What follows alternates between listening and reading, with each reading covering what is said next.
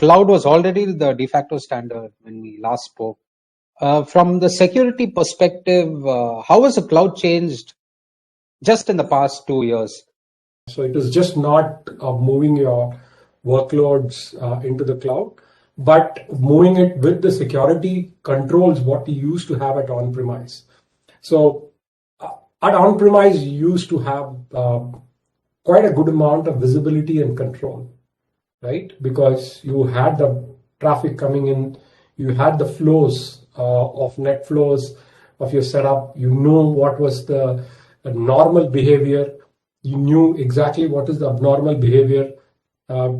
So, it is already modeled from a threat modeling point of view.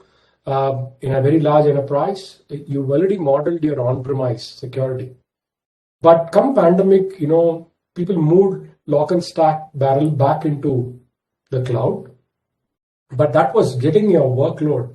But the security controls, what you used to have at on-premise, do you get the same granularity? Do you get the same visibility? Do you get the same control what you used to have at on-premise? The answer is a clear no.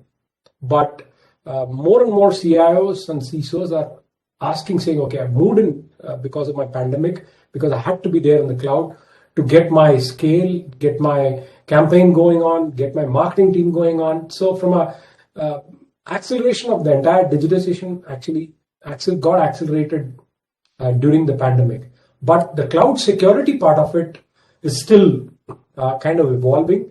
And we are seeing clear trends of software access, service edge, the SASE part of it, the cloud security part of it, the adoption of cloud security will kind of get in the next 18 to 24 months, it will get accelerated because the workloads have already moved. This is the second time that we are moving back into a return to office for work scenario. In terms of cloud security in this perspective, what would you say are the top 3 challenges? The first and foremost challenge, what I saw was very clearly one threat vector which is kind of emerging is cloud jacking, right? And more CISOs are saying, my credential theft has actually happened in the cloud, right? And people take that cloud credentials of administrative login and come into your data center because it's a legitimate traffic. And this is what has exactly happened in some of the recent incidents where your credential theft happened in the cloud. People used that credential, came inside your network, and came in through your firewall systems, came in through your data center security checks, and started planting malwares, started planting ransomware tools, and because they had admin credentials. So if you look at it, cloud jacking of your identity actually happened. The second vector, how do you get the credentials itself, right? It could be on a phishing campaign. So email security, although we think that it's a well understood portfolio, but email vector is the lead vector. The 2 important criteria were cloud jacking, email vector from a phishing and a smishing point of view, and especially with the so-called campaigns, health programs, the vaccination. What you get as a message, a human tendency is to click through and then find out because the anxiety levels are much higher. Third part was your very clearly your endpoint, because when we all used to work inside the office, we had the layers of security. In the pandemic and from a remote working point of view, suddenly your endpoint became your first line of defense. Because let's say I'm working from home, and I cannot get onto my corporate firewall, but I had to rely on my home protection. What is there in my PC? Can you delve a bit deeper into cloud jacking? Are there any subdivisions into cloud jacking? What are the different techniques that are being used by hackers to accomplish this? So the first and foremost was actually the misconfiguration or lack of security at the cloud application level, right? Does the solution in the cloud, your workload has your malware infection turned on, right? Apart from being a layer 3 application layer or layer 7 firewall, but do you really look at packets coming through? Do you check for malware on the cloud layer level, right? And it could be phishing, it could be even social engineering. And through this technique, any confidential data can be falsified. The leakage in a cloud could be very clearly around the application layer. At the cloud app level itself is not secure, right? And it has root cause. So these are some of the advanced techniques, but to sum it up, it is lack of security at the cloud app level, preventing against malware. And if you look at it, it can be phishing, it could be ransomware, it could be even as simple as a social engineering.